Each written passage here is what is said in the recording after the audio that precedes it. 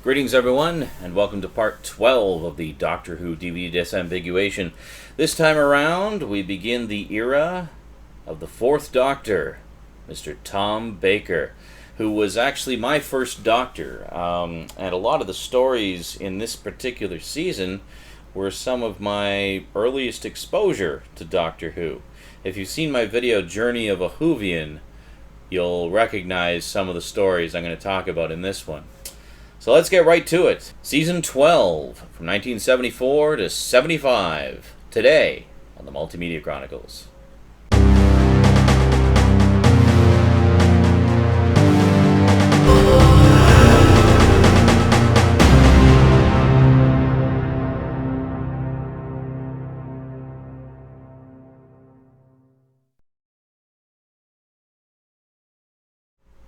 Welcome back. Okay, so starting off, we kick things off with story number 75, Robot. Yeah, now if you've seen my Journey of a Whovian video, you'll know the significance of this one to me. Namely, the Robots book that first introduced me to Doctor Who in any capacity featured a picture of the giant robot from this story. And I was always really curious about it. And then it wasn't until, a couple years later I finally saw the story. This one is notable in that they decided to try to save money a little bit and use some new equipment at the BBC, namely a portable video camera. Yeah, because prior to this, anytime they did location footage, it would all be shot on film. So they would do the in-studio stuff on standard definition videotape, and then they would do location work on 16mm film. But as of this season, this wouldn't be the norm for quite some time, but this is the first time they really tried it extensively. This season they actually did several stories where rather than shooting the location footage on film, they shot it on video because they had these new portable video cameras that allowed them to do that. Because previously the only kind of video cameras they had were the studio cameras, these big clunky things. You can't take them out of the studio, they're too huge. But portable video was beginning to become more affordable and realistically usable, so they decided to use it with Robot. Another reason they decided to use it with Robot was because of some of the blue screen effects they wanted to do. They wanted to have, there's scenes where the robot grows to gigantic size, so obviously they needed to blue screen that over top of the backgrounds. And one of the things they were talking about was how in Invasion of the Dinosaurs, they had the dinosaur puppets filmed on video and then overlaid on top of the film backgrounds of the locations that they were supposed to be stomping around in. And you could really tell, like, the look of the video footage over top of the film footage made it really obvious that it was an overlay. I mean, you wouldn't know it anyway, but it didn't match nicely. So the idea was that they filmed the location footage on video and then the studio blue screen footage of the robot on video. The two would match a lot better when one was overlaid on the other. And honestly, it does work pretty well. It definitely works better than some of the previous attempts. I mean, we're only about 3 years into blue screen being used extensively in Doctor Who, but it definitely opened up a lot more worlds of special effects possibilities than what had been available to them previously. So next up we have the Arkin Space. Another bit of a money saver because the entire thing is filmed in studio. And I'll tell you why a little later this was also a money saver. I don't know why they were so keen on saving so much money this season. I guess they were just looking at new ways to stretch the budget, but they definitely came up with some creative solutions for this particular season. So the Arkin Space is actually the first of 4 interconnected stories that form one almost fully season-long story arc. So great stuff. So in this case, the Doctor and his companions, Sarah Jane Smith and Harry Sullivan, find themselves on a space station which houses the last remnants of humanity. In this case, temporarily going into space to escape some solar calamity on Earth with the intent of returning later. But when they get there, some strange goings-on have occurred. Namely, some aliens have shown up and they're kind of trying to eat the humans and take over the Earth. So needless to say, the Doctor needs to stop them. Really good story. Really enjoyed that one a lot. Now, this, of course, is the special edition version. It's a 2-disc special edition with lots of new special features and brand new, better quality remastering. I used to have the original release of this, which looked like this. Now, for the most part, I think all of the significant special features have carried over to the special edition in this case, so no real reason to get the original release other than to have the original release. So I'm not in any big rush to get that one. But the special edition looks fantastic. The episodes themselves have literally never looked better. So next up, we have the Sontaran Experiment. Now, interesting to note, this one was all in studio. This one was all on location. But all on location, shot with the aforementioned portable video cameras. So we have the Sontaran Experiment, which features the shortly awaited return of the Sontarans. I've watched this entire season. Well, actually, I've watched up to here, I think, with Rosie, and she was delighted to see the Sontarans again. Really, really good stuff. The Sontarans are always fun. But, yeah, this is actually notable in that it's one of the few 2-part stories. In fact, I think that's the first 2-parter since The Edge of Destruction way back in Season 1. So, yeah, since then everything's been at least 4 parts, or three or 4 parts, if not more. But, yeah, so they did just a short kind of interlude story, 2-parter. Then we get into one of the all-time fan favorites. We have story number 78, Genesis of the Daleks, in which Terry Nation actually comes back and revisits the origins of the Daleks and introduces us to their creator, namely Davros, who is this kind of mutated scientist guy who's essentially half Dalek. You can actually see a picture of him on the back there. He's kind of sits in this Dalek chair thing, and it's kind of like his wheelchair in a way, but definitely looks like it's the bottom of a Dalek, and he has little controls and stuff in front of him. But anyway, he's the insane genius creator of the Daleks, and really good story.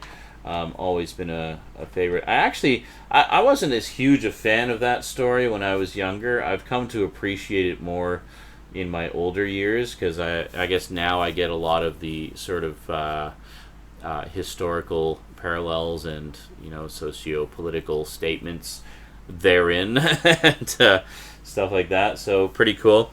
And then finally we have another story that is very significant to me personally. Again, if you watch my Journey of a Whovian video, you'll know why. We have Revenge of the Cybermen. Now, Revenge of the Cybermen is the only story this season in which the location footage was shot on film. In fact, I think this may be the reason why they wanted to save money, because the location was particularly treacherous, but quite nice. There was these underground caves that they wanted to film in. So they wanted to do a lot of location shooting, so they saved it all for this one, which actually features the long-awaited return of the Cybermen. They actually had not... the third Doctor never encountered the Cybermen. We hadn't seen them actually since the second Doctor's era. I think the last story we saw the Cybermen in was the Invasion, the epic 8-part story. Yeah, so anyway, this is the long-awaited return of the Cybermen. Honestly, it's not the greatest Cyberman story ever. It is notable in that it introduces the idea of the Cybermen being susceptible to gold. That was something that was never present in previous Cyberman stories, so it basically gave the Cybermen a more specific weakness that they hadn't had before, so pretty cool. But notable for me personally because the last 5 minutes of the final episode of this was the first Doctor Who anything I had ever actually seen. So definitely personally significant to me. So pretty cool stuff. But I mentioned about this story being significant and that it was part of a cost-cutting measure. Well, the reason for that is this story actually reuses the Ark set from this story. Basically, after Genesis of the Daleks, they go back to the Ark, but it's way off in the future, long after the humans have left, gone back to Earth, and the Ark is now being used as a space beacon, like a space station. But they reused the exact same sets, so they were able to reuse the sets, the spaceship sets, for 2 stories. So definitely some creative cost-cutting measures in there. Shooting the location stuff on video, reusing the ARC set. Yeah, they were definitely on their game as far as stretching their budget as far as they could. And as for Tom Baker, I mean, he is fully settled into his role as the Doctor by the end of the first story. Seriously, like by story 2, he fully is the Doctor. There's no question about it. Tom Baker, also known as the guy with the scarf. Yeah, as most of you probably know him. Anyway, that is the entire first season of Tom Baker, the 4th Doctor, my first Doctor, my all-time favorite Doctor by far. Although I gotta say, after having had lots of exposure to the 3rd Doctor in the intervening years, Jon Pertwee is a very, very close second. In fact, I would almost say I like them both pretty much equally. Like I said at the beginning of the 70s era here, it's just my favorite era generally. I think it's got the best stories and my 2 favorite Doctors. So yeah, as far as jumping on points go, this is also a really good jumping on point. For me, this was my jumping on point. I watched all of Tom Baker's adventures. It got to his last adventure, and then they cycled back to his first adventure right here. And I watched all the earlier ones that I hadn't seen before. And I think it's a great jumping on point because you're coming in at a real high point of the series in terms of the stories and the acting and the writing and the characters and just everything. It's just, this is when the series was at its peak, really, in its prime, and it's a great place to jump in and get acquainted with it. Plus, also, Tom Baker's performance as the Doctor, I think, is very accessible to a modern audience, because you know how nowadays, with Doctor Who or Sherlock, for example, the main characters speak very quickly and convey a lot of information very quickly, and the pacing is very, very fast-paced and snappy. That's what these stories are like, and in particular with Tom Baker's performance as the Doctor, his performance is very modern in terms of how he portrays the character and how he delivers his lines. He does that kind of quick speaking thing that's so common nowadays. Well, he was doing it 30 years ago, you know. So yeah, Tom Baker's definitely a great jumping on point. And I mean, if you're gonna use a particular Doctor as a jumping on point, just start at the beginning of their era and go from there. Honestly, that's generally the best way to go. So there you go, season 12, a fantastic start to Tom Baker's still unsurpassed 7-year run. He is the longest running of all the Doctors. So it's going to take us a while to get through all of his stuff, because I don't actually have them all yet, but we'll get as far as we can until I run out of DVDs, and then we'll just have to wait until I get some more. Alrighty.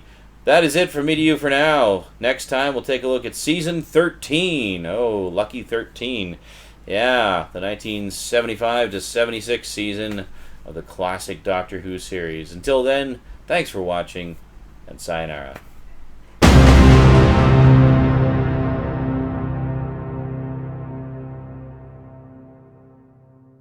Season 12 from 1974. Yeah. Let me just double check.